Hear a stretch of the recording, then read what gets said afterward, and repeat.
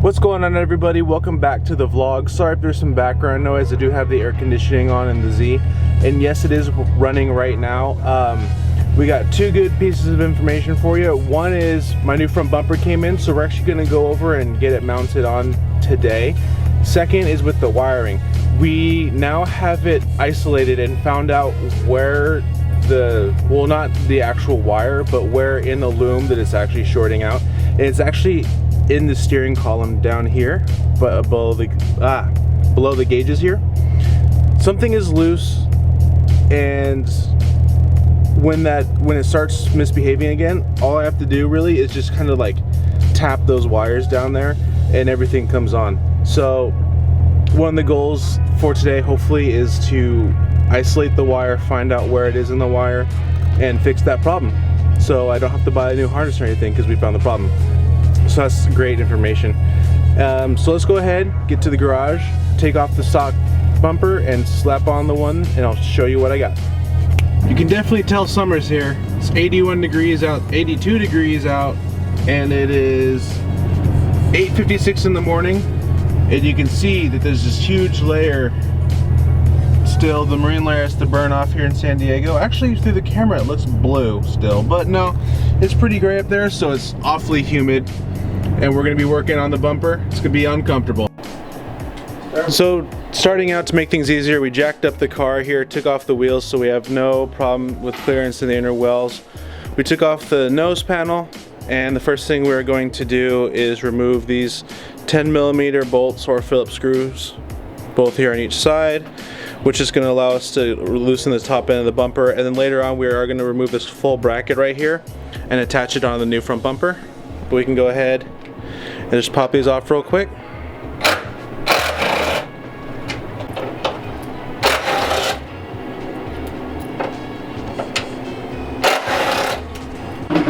Next thing we're going to do is remove the bolts that are in the inner well. Now I know we're missing one right here, but we need to take these two off. Normally there's three to access the bolt inside. These are also 10mm, so just go ahead and keep on using your socket.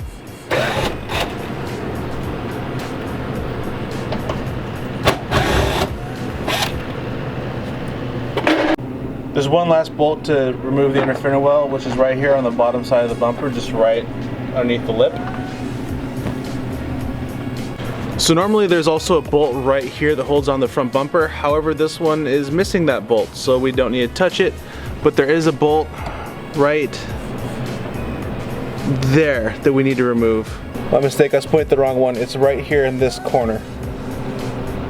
Now that we got those out of the way, we're gonna go ahead and remove this turn signal / running light housing cover, because there's more bolts behind here, and my Z does not have the fog lights in them, so we have access right there. But both those need to be removed as we keep on moving along the bumper. Once you remove your turn signal, there are two more 10mm bolts inside, one right there and one right there, and they're straight up from the actual where the housing fits, right above the intercooler.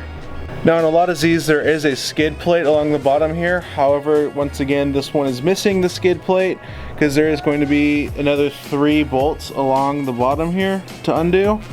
But if yours doesn't, then it's less work for you to do. And a lot of Z's don't. A lot of them have been ripped off. And yes, I will replace it with a new metal one here towards the end.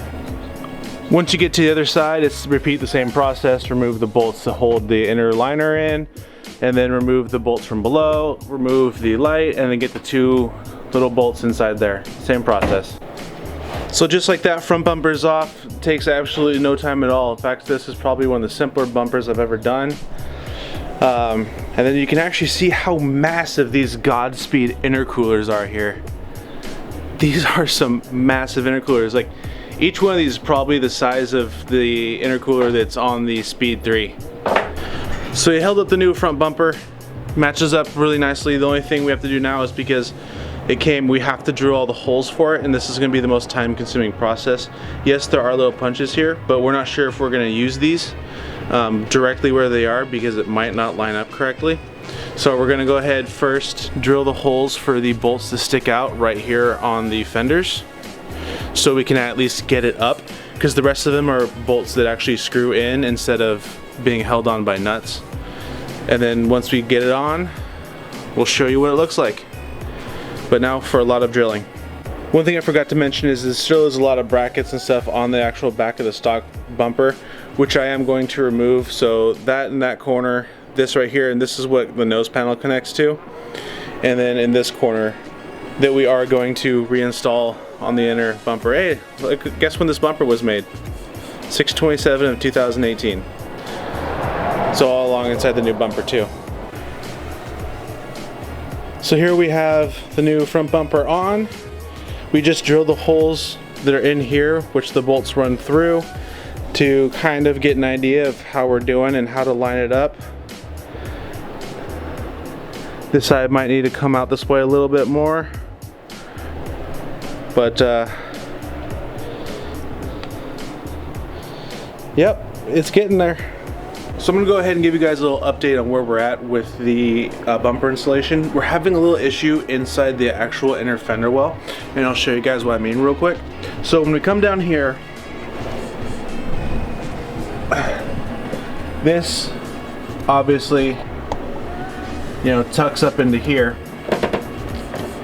But the problem is this right here, actually on this side is pretty good. The issue is on the driver's side, or sorry, the passenger side. This hole right here doesn't really line up inside like this one does. When you push it in here, the hole was all the way over here, and then to drill it, you know, you're pretty much just etching in, and then it won't hold very well.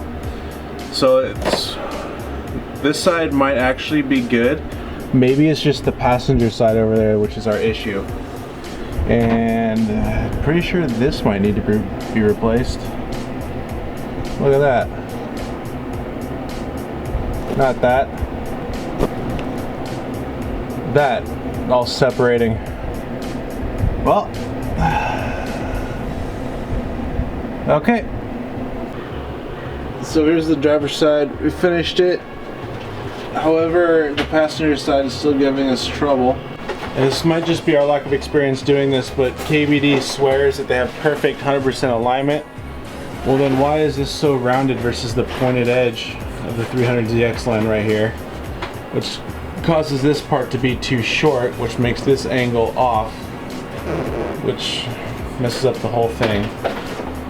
So right now, my opinion of KBD is dropping very, very quickly. And here is another perfect example of, you know, that infamous KBD 100% fitment no matter what. Nope. So there are these two little things right here you hook the light onto, which are right here, and they made them too large, so they hit these little walls right here. So these have to be trimmed off till about here to get the lights to fit on both sides. So KBD, I'm sorry man, but I'm gonna have to say you guys are a no-go.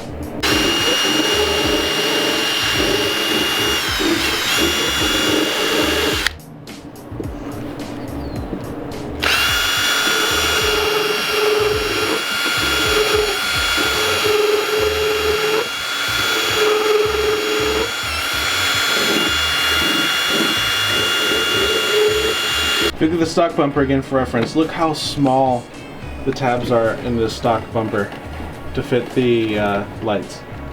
Here. Nope. Alright, so let's review. Why did I get the KBD bumper? Because I liked the way it looked. I knew they're relatively cheap, and I knew that they wouldn't fit exact, even though they claim 100% guaranteed fit. It'll fit perfect every single time. You know, the tabs are perfectly marked, so you just put a screw in, mark up the bumper, slap it on, you're good. Even though all of those claims you see are absolutely false. It looks cool. Would I buy KBD again? No. Would I recommend anybody ever buying a KBD bumper? Unless you're drifting the car, you know, and slamming into stuff, go for it. But if you're not doing that and you care about the way the car looks, absolutely not. I don't really like the way that the JDM spec bumpers look. It has that big smile on the face just like the Speed 3. I already have a big smiley space car. I don't need another one. But at this point, I would have chosen it over this. I don't really like the twin Z kit because it gets rid of the lights right here, and I want the lights. These lights right here. So that's kind of my reasoning to get this bumper. It's on okay. Obviously, they didn't make it, and I was thinking to myself, you know, we mounted it wrong, but when you actually look at it, there's no way. This line right here is totally made incorrectly out of the molding. This right here doesn't flow with the line of the body. This comes to a high point. This is just not existent. Same thing on the other side. Same thing right here. The distance between here and here, completely different.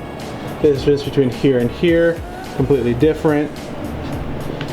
Do the fog light or these the running lights fit in? No. You have to trim a lot to get them to go in. This one sticks out a little bit right here. This one we got flush after a lot of trimming and cutting.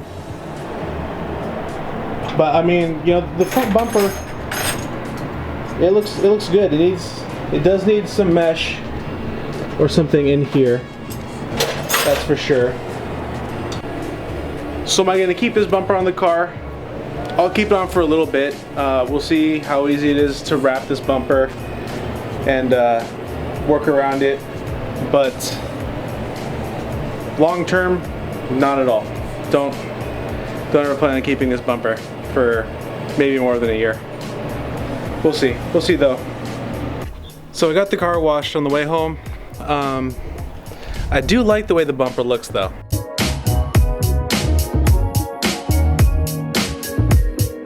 But to me, if you sell a product and you make claims like 100% fit guaranteed, and then your measurements are off, and even like just the basic roll of the fender is just not right, don't say it. Like, that's just the biggest issue for me, is you claim something and then it's 100% botched. You know, it's just not right. So, but the car does look good. Anyways, I'll catch you guys later. Peace.